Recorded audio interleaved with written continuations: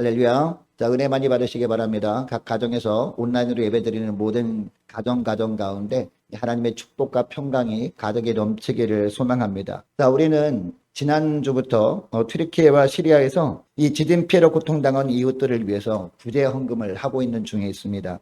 며칠 전에 중경기 노회 선교부회를 하느라고 중경기 노회에서 후원하고 있는 우리 선교사님들에게 선교 상황을 보고해 달라는 그런 메일을 보냈습니다. 메일을 보냈는데 이 이집트에서 선교 사역을 하는 선교사님이 답신이 왔는데 이 시리아에 지진 피해가 일어난 곳 사진을 보내왔더라고요. 그 사진 모습을 보니까 이 전쟁을 만나서 완전히 폭격을 당한 것처럼 완전히 정말 참혹한 모습이었습니다. 그 지역이 무슬림 지역이어서 기독교 신앙으로 살아가는 것이 자유롭지 않습니다. 그럼에도 불구하고 예수 믿는 가정들이 있어요. 이들은요, 예수 믿는 것을 드러내지 못하기 때문에 가정 예배, 가정교회 형태로 숨어서 예배를 드립니다. 그래서 핍박과 조롱과 멸시를 당하면서 신앙생활하는 것도 너무나 버티기 힘든데도 불구하고 엎친 데 덮친 격으로 코로나가 덮치지 않았습니까? 이 코로나 때문에 너무나 힘든 상황을 겨우 이제 지나가나 싶었는데 지진 피해까지 당한 겁니다. 그래도 믿음의 가정은 하나님께서 돌봐주시겠지, 하나님께서 보호해주시겠지라는 일말의 기대감이 있었는데 그 기대감도 사라져버리고 어떤 가정은 가장이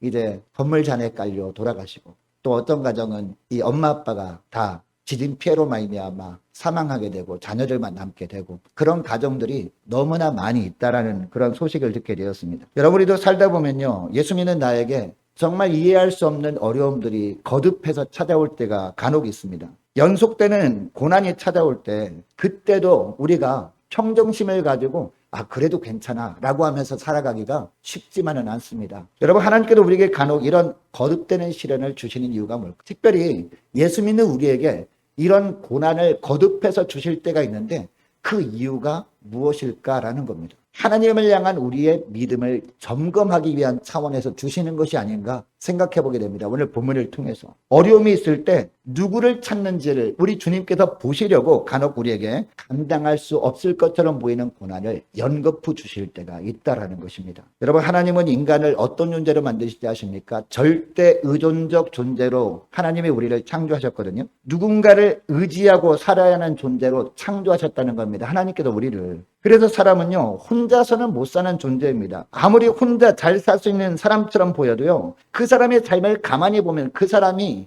무언가를 의지하며 살아가고 있는 것을 보게 됩니다. 어떤 사람을 의지하며 살아가는가, 아니면 어떤 사람은요, 홀로 살아가는 것처럼 보여도 그 사람은 돈을 의지하며 살아가고 있지 않습니까? 한 요양보호사가 홀로 사는 독거노인을 요양하고 있었습니다. 그런데 이 독거노인 집에 갈 때마다 늘 텔레비전이 켜 있는 겁니다. 주무시면서도 텔레비전을 켜놓고 주무시고, 밥 먹을 때도 텔레비전을 켜놓고 있고, 그리고 잠깐 외출할 때도 있지 않습니까? 바람 소리에 잠깐 외출할 때도 항상 텔레비전을 켜놓고 외출하는 거예요. 그래서 요양사가 부탁을 합니다. 전기세도 아까우니까 이제 주무실 땐 TV를 좀 끄시고 주무십시오. 그리고 밖에 나갈 때는 적어도 텔레비전을 끄고 나가시면 참 좋겠습니다라고 이야기를 했습니다. 그런데 갈 때마다 말을 안 듣는 겁니다.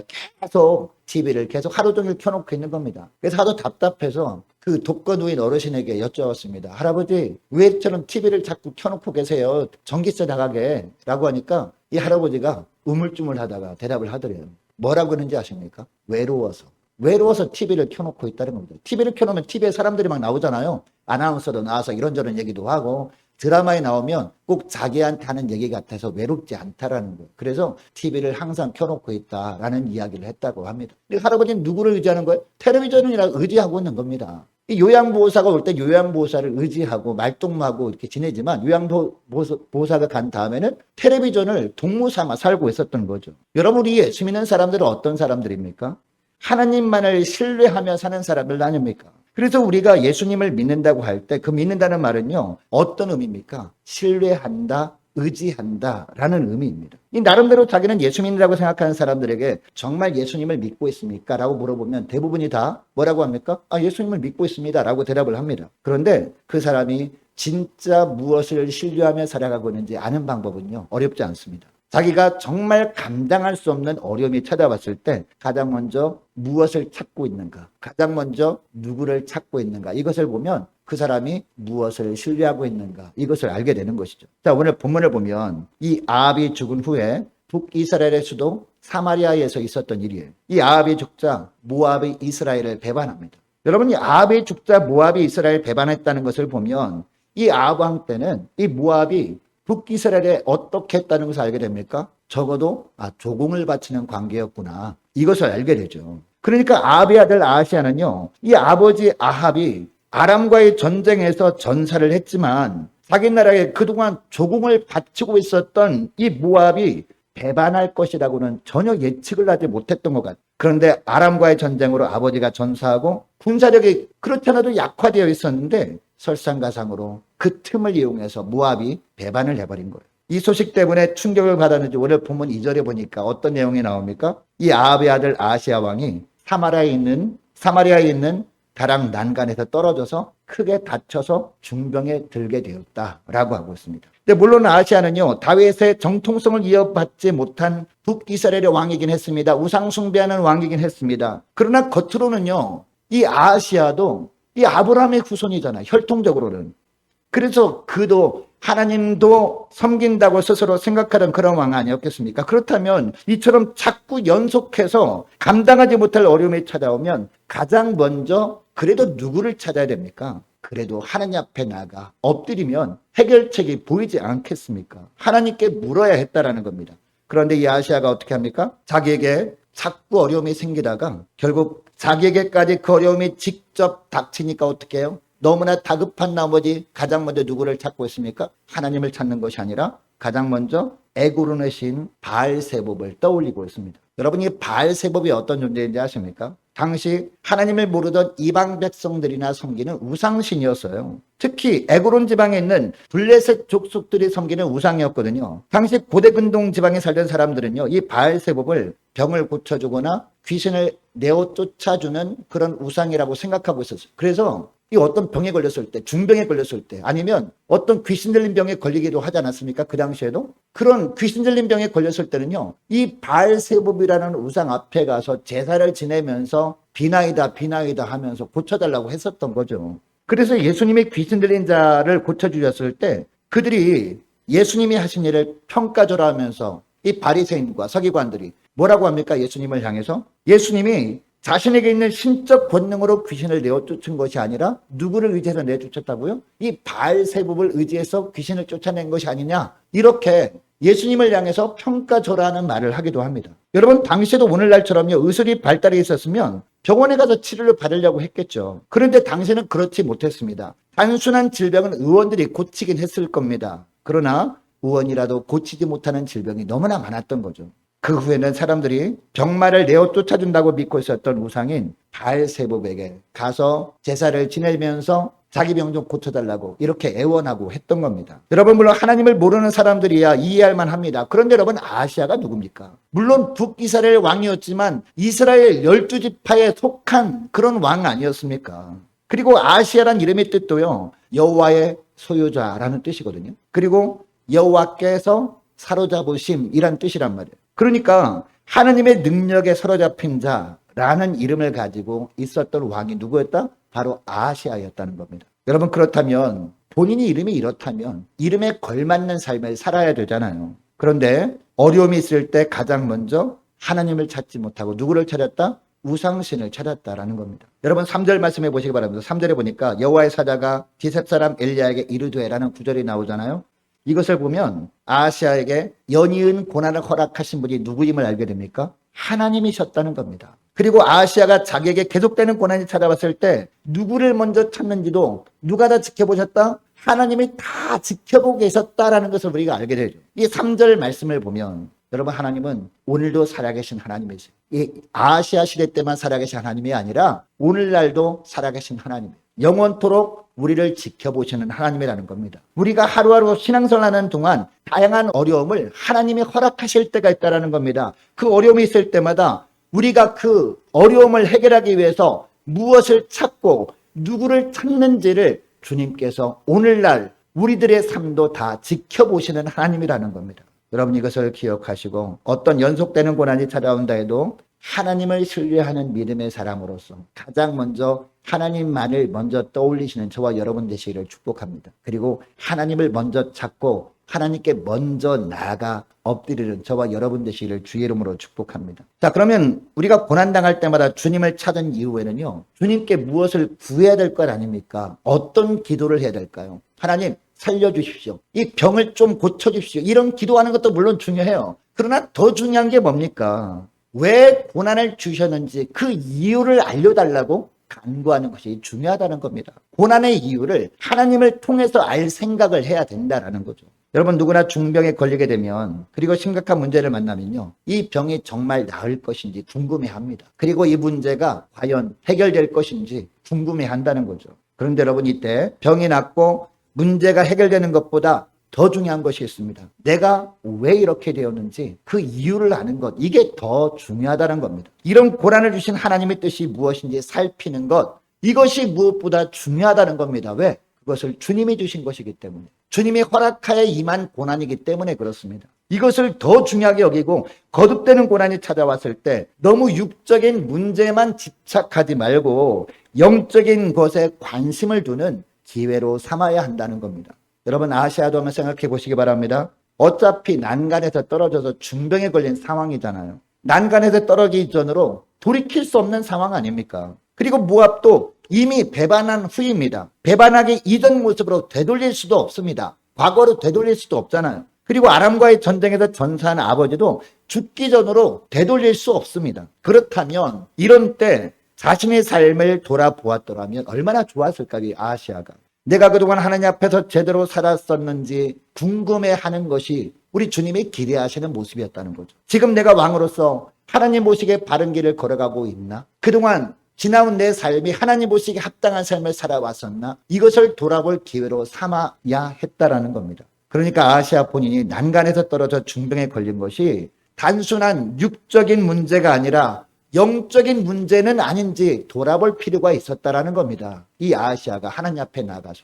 그런데 아시아는 단지 이 문제를 육적인 문제로만 알았어요. 그래서 육적인 문제만 해결하면 된다고 에고론의 우상신을 의지하고 있습니다. 너무나 안타까운 일이죠. 이런 아시아를 하나님께서 어떻게 하십니까? 책망하십니다. 누구를 통해서? 엘리야 선지자를 통해서. 3절 4절 말씀 보니까요, 하나님께서 이 엘리야 선지자를 통해서 어떤 말씀하시는지 보세요. 3절 4절 말씀 보시기 바랍니다. 여호와의 사자가 디셉 사람 누구에게? 엘리야에게 이르되 너는 일어나 올라가서 사마리아 왕의 사자를 만나 그에게 이르기를 이스라엘에 하나님이 없어서 너희가 에고론의 신 바알세봅에게 물으러 가느냐? 그러므로 여호와의 말씀이 내가 올라간 침상에서 내려오지 못할지라 내가 반드시 죽으리라 하셨다라. 엘리야가 이에 가니라 라고 하고 있습니다. 여러분, 사무엘상 2장 30절 말씀에 보면요, 정말 중요한 말씀이 나오거든요. 자, 우리 따라하겠습니다. 너를 존중히 여기는 자를 내가 존중히 여기고 나를 멸시하는 자를 내가 경멸하리라.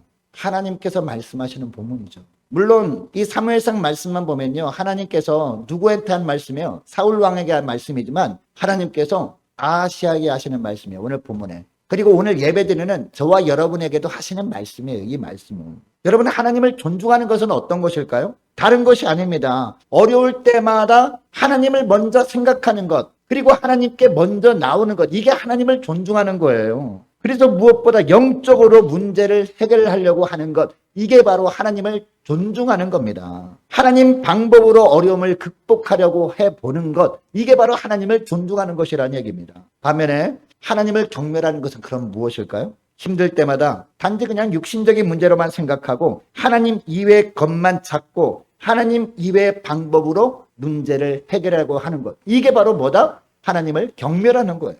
여러분, 하나님은 눈에 보이지 않는다고 안 계신 분이 아닙니다. 눈에 보이지 않지만 살아계신 하나님이십니다. 우리가 느껴지지 않지만 하나님은 우리를 지켜보고 계시는 분입니다.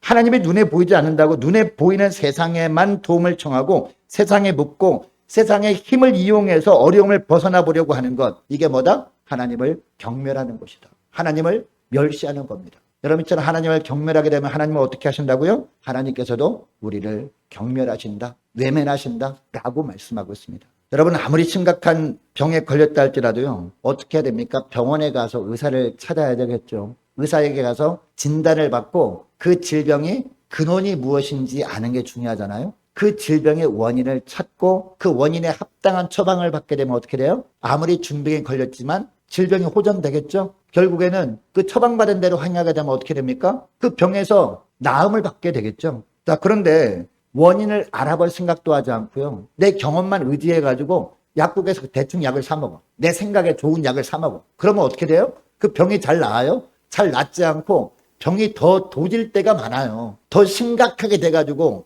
병원에 찾아갑니다. 어쩔 수 없이. 그럼 의사가 뭐라 그래요? 뭐라 그럽니까? 아니, 왜 이 정도 될 때까지 병원에 안 오셨습니까? 라고 할 때가 많잖아요. 아, 좀 더 일찍 오지 왜 지금이야 오셨냐고. 좀 더 일찍 왔으면 간단하게 문제 해결될 수 있을 텐데 왜 이렇게 병을 더 깊게 한 이후에 오셨습니까? 라고 책망을 들을 때가 많지 않습니까? 여러분, 예수님께서 이 땅에 오셨을 때 수많은 병자들을 고쳐주셨죠. 여러분, 그 당시에 수많은 병자들이 있었지만요, 예수님께서 고쳐주신 병자는 어떤 병자였습니까? 예수님께 나온 병자들만 고쳐주셨다는 것을 기억하시기 바랍니다. 예수님께 나와도 예수님이 무슨 능력이 있어서 내 병을 고쳐주겠어? 나는 의원에게 갈 거야 라고 하면서 예수님께 안 나온 사람들은 고침받지 못했단 말이에요. 예수님께 나온 병자들은요, 하나 없이 다 고침받게 되었음을 믿으시기 바랍니다. 여러분, 오늘날도 예수님은 우리의 진정한 의사십니다. 이 땅의 의사들은 육신의 질병만 고치잖아요. 근데 우리 예수님은요, 우리의 영적인 질병도 처방하고 치료해 주시는 진정한 참 의사가 우리 예수님인 줄 믿으시기 바랍니다. 그래서 우리에게 거듭된 고난이 찾아올 때 어떻게 해야 될까요? 이것은 영적인 문제일 수 있어 라고 생각하고 영적인 의사이신 주님을 먼저 생각하는 겁니다. 그리고 주님께 먼저 찾아 나오는 겁니다. 그 예수님을 통해서 고난이 찾아온 원인을 찾고 예수님께 주시는 말씀으로 처방을 받는 겁니다. 그때 비로소 영적으로 꼬인 것들이 풀리기 시작하면서 육적인 문제도 해결책이 보이게 되는 줄 믿으시기 바랍니다. 여러분, 그러면 이 고난당할 때마다 가장 먼저 하나님을 찾아야 되는 진짜 이유가 있어요. 그 이유가 뭔지 아십니까? 하나님은 우리의 인생을 주관하시는 참 주인이시기 때문이에요. 그리고 하나님은요, 우리의 생명을 주관하시는 분이기 때문이라는 거죠. 여러분, 하나님께서 우리의 생명을 주관하시는 분이라는 것은 어떤 의미예요? 하나님은 우리를 살리기도 하시고 죽이기도 하시는 분이라는 거예요. 여러분, 사무엘의 어머니 한나가 그런 고백을 했잖아요. 하나님께 기도할 때 하나님은 죽이기도 하고 살리기도 하시는 하나님이십니다 라고 하면서 고백하니까 하나님께서 한나에게 엄청난 은혜를 부어주신 결과가 뭡니까? 그 한나가 잉태하지 못하는 환경 가운데 있었는데 잉태를 해가지고 누구를 낳게 돼요? 사무엘을 낳게 되잖아요. 여러분, 결국 하나님께서 엘리야를 통해서 이 아하시아에게 어떤 말씀을 하시죠? 아하시아가 마지막까지 이 엘리야를 찾지 않잖아요. 본인이 직접 찾아가가지고 이 엘리야를 통해서 하나님의 뜻을 찾아야 되는데 본인이 직접 찾아가지 않고 이 신하들만 보내죠. 결국 어떻게 하십니까? 결국 죽을 것이다 라는 말씀을 듣게 되죠. 여러분, 하나님이 우리에게 원하시는 것이 무엇입니까? 물론 하나님 나라를 위해서 충성하는 것도 기뻐하십니다. 그런데 가장 기뻐하는 것이 뭘까요? 문제가 생길 때마다 우리 인생을 주관하시는 참 주인 되신 주님께 나오는 겁니다. 우리의 생명까지도 주관하시는 하나님께 엎드려서 묻는 겁니다. 이 고난의 뜻이 무엇입니까? 이 고난이 생긴 이유가 무엇입니까? 어떤 영적인 문제가 있으면 말씀해 주십시오라고 하는 것, 이것을 주님이 더 기뻐하신다라는 겁니다. 왜냐하면 이것이 하나님을 하나님으로 대접해 드리는 것이기 때문이죠. 여러분, 성경에 보면요, 하나님께 가장 축복을 받은 사람 하면 누가 떠오르십니까? 많은 사람 떠올리시겠지만 저는 다윗이 아닌가 생각합니다. 왜냐하면 이 사도행전 13장 22절 말씀에 보면 이런 말씀이 나와요. 패하시고 다윗을 왕으로 세우시고. 여러분, 여기에 패하시고 라고 하는 것은 누구를 패했다는 거예요? 사울 왕을 패하시고 라는 뜻이죠. 패하시고 다윗을 왕으로 세우시고 증언하여 이르시되 내가 이새의 아들 다윗을 만나니. 그 다음에 어떤 말씀이 나오는지 아십니까? 내 마음에 맞는 사람이라 내 뜻을 다 이루리라. 다윗을 통해서 내 뜻을 이루리라. 이렇게 말씀하셨다는 거죠. 다윗을 통해서 구원 계획을 이루리라. 이 말씀 때문에 다윗의 가문에서 예수 그리스도가 이 땅에 오신 것 아니겠습니까? 그래서 구원의 완성을 십자가에서 이루셨잖아요. 하나님이 이처럼 내 마음에 맞는 사람이라고, 이 사람을 통해서 내 뜻을 다 이루겠다고 말씀하신 사람, 성경에 유일하게 다윗 한 명 아닙니까? 얼마나 엄청난 축복입니까? 그런데 여러분, 다윗이 이런 놀라운 축복을 받은 이유가 뭐냐고요? 다윗이 거룩한 삶을 살았기 때문에 이런 축복을 받은 겁니까? 여러분, 다윗이 거룩한 삶을 살았어요? 아니잖아요. 이 다윗은요, 물론 나중에 회개하긴 했지만 부하의 아내를 범했던 그런 범죄자 아닙니까? 심지어 그 부하를 어떻게 했어요? 일부러 전쟁터에 보내가지고 죽게 만든 장본인이 바로 다윗 아닙니까? 엄청난 범죄자죠. 그런데도 불구하고 하나님께서 이 다윗에게 이러한 놀라운 축복을 주셨던 이유가 뭘까요? 늘 하나님께 나와서 물었기 때문이죠. 하나님, 이 고난을 하나님이 허락하셨는데 이 고난을 주신 뜻이 무엇입니까? 이유가 무엇입니까? 라고 물었어. 우리 주님께서 말씀해 주시면요, 우리 주님의 주권을 온전히 인정했습니다. 다윗만큼 우리 주님께서 하나님께서 내 인생의 주인 되심을 고백했던, 많은 고백을 했던 그런 시인은 성경에 흔치 않아요. 시편에 보면 다윗이 가장 많은 고백을 하거든요. 하나님은 나의 목자시니. 목자가 뭡니까? 내 주인이라는 거죠. 나의 주인이십니다. 내 인생의 주관자이십니다. 우리 주님은 죽이기도 하시고 살리기도 하시고 내 인생을 친히 주관하시는 분이십니다. 내 생명까지 주관하시는 분입니다. 주님께 내 모든 것을 맡깁니다. 이런 수많은 고백들이 시편에 나온다는 것이죠. 그리고 하나님께서 어떤 말씀을 하시는지 그 말씀대로 철저하게 순응합니다. 그래서 심지어는요, 고난당할 때마다요, 이 고난 주신 주님께 오히려 감사해요. 감사하면서 뭐라고 고백하는지 아십니까? 시편 119편에 보면요, 고난당한 것이 내게 유익이래. 여러분, 고난이 유익입니까? 고난이 거듭되면 유익이에요? 하나님, 왜 나에게 이런 힘든 일을 주십니까? 라고 하는 것이 일반적 아닙니까? 그런데 다윗은요, 고난당할 때마다 고난당한 것이 내게 유익이라. 왜 유익이라고 합니까? 이로 인하여 내가 주의 율례를 배우게 되었습니다. 무슨 얘기예요? 고난을 통해서 비로소 나는 하나님이 나의 참 주인 되심을 더 확실히 깨닫게 되었습니다. 삶 가운데 체험하게 되었습니다. 그러므로 고난당한 것이 내게 유익입니다. 이런 고백을 했단 말이죠. 그래서 하나님께서 그처럼 놀라운 은혜를 주신 겁니다. 여러분은 어떻게 하고 계십니까? 혹시 평소에도 하나님께 묻지도 않고 지내다가 문제가 생겨도 하나님께 물을 생각도 하지 않고 지내고 있지는 않습니까? 이렇게 살아가고 있다면 하나님께서 내 인생을 주관하고 계심을 인정하지 않고 지내고 있었던 것 아닙니까? 그리고 나를 살리기도 하시고 죽이기도 하시는 것이 하나님의 손에 달려있음을 의식조차 하지 않고 살아왔던 것 아닙니까? 평소에도 묻지도 않고 고난당할 때도 하나님께 물을 생각도 않고 단순히 그냥 세상적인 방법으로만 해결하려고 했다면, 여러분, 하나님과 등진 삶은요, 다른 것이 아닙니다. 많은 사람들이 하나님을 등진 삶을 삽니다. 교회도 안 나오고 그냥 세상에 파묻혀 살아가는 거, 물론 그것도 하나님을 등진 삶이죠. 그런데 하나님을 등진 삶은요, 그것만이 아닙니다. 하나님을 등진 삶은 어떤 삶이냐? 바로 이런 삶이 하나님을 등진 삶이에요. 평소에도 하나님께 나아갈 생각도 하지 않아요. 하나님을 생각하지 않고 내 생각대로 살다가 고난 당함에도 불구하고 하나님을 찾을 생각도 하지 않는 것. 그냥 내 생각대로 살아가는 것. 예배는 드려요. 내 삶 가운데 내 마음대로 살아가는 것. 이게 바로 하나님을 등진 삶 아닙니까? 나에게는 하나님의 필요 없다라고 여기는 것이기 때문이죠. 더욱이 어떤 분은요, 문제가 생기면 하나님을 찾아야 하는데 평소에도 찾지도 않다가 문제가 생길 때만 찾으려고 하니까 민망해서 하나님께 나아갈 수가 없다라고 고백하는 분이 간혹 있어요. 여러분, 하나님은 그때라도 어떻게 하십니까? 그때라도 두 손 들고 하나님께 나와 항복하기를 원하시거든요. 그때라도 하나님께 나와 엎드리길 원하시는 하나님이십니다. 기도하지 않다가 평소에는 문제가 생기면 그때라도 기도하러 나와야 된다는 겁니다. 그것조차 하지 않고 있다는 것은요, 영적으로 심각하게 병들어 있다는 증거거든요. 물론 문제가 생길 때마다 사람들을 찾으면 사람들은 어떤 반응을 보이죠? 내내 가만히 있다가 평소에는 그냥 쳐다보지도 않고 그냥 전화도 않고 있다가 문제 생기니까 나를 찾아오네? 이렇게 이야기하죠. 근데 하나님은 그렇지 않습니다. 하나님은 그때라도 두 손 들고 항복하고 하나님께 나 엎드리면요, 두 팔 벌려 안아주시는 분이시거든요. 귀를 활짝 열고 들어주시는 하나님이시거든요. 여러분, 대표적인 예가 어디 나옵니까? 누가복음 15장에 나오잖아요. 탕자의 비유가 바로 그 예화거든요. 근데 첫째 아들, 둘째 아들이 있었잖아요. 둘째 아들이 상속받을 유산을 그냥 아버지한테 때려 써가지고 받아가지고 미리 받아가지고 먼 나라로 떠나잖아.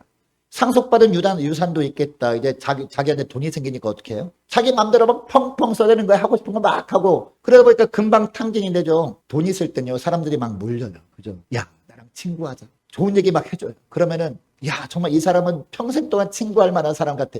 그 사람과 막 띵가 하면서 맛있는 거 먹고 막 그렇게 살죠. 근데 돈 떨어지면 어떻게 해요? 그 사람들이 돈 떨어지면 어떻게 해요? 그래도 친구가 되나요? 한 사람, 두 사람 떠나고 주변에 아무도 없게 되죠. 결국 어떻게 돼요? 돼지나 먹는 쥐역나무 열매를 먹고 살다가, 거지처럼 살다가, 그때서야 누구를 생각해요? 돈 있을 때는 하나님을 생각하지도 않아. 아버지를 생각하지도 않아. 돈 다 떨어지니까 아버지 생각이 간절하죠? 근데 우리 자녀들은 다 경험해 봤어. 용돈 두둑이 탔을 때는요, 밖에 나가서 막 쓸 때는요, 부모 생각도 안 해. 근데 언제 전화 옵니까? 꼭 돈 떨어질 때만 전화 와. 그래서 아빠 돈 떨어졌구만? 그러면 백발백중이야. 돈 떨어질 때만 문자 오거나 전화할 면목이 없어 문자라도 와. 아빠 하면은, 얘가 돈 떨어졌구나 하면 한 몇 분 뒤에 또 분명히 전화 와. 답신 안 하고 있으면요, 아빠 나 용돈 밥값 떨어졌어. 그러잖아요. 둘째들도 그랬다는 거죠. 돈 다 탕진하고 돈이 일어나면 남지 않으니까 사람들이 다 떠나가 버려. 여러분, 사람들이 다 떠나가도 떠나지 않는 분이 누구예요? 이 땅에서 부모님 아닙니까? 그죠? 핏줄 아닙니까? 핏줄이니까 버릴 수 없잖아.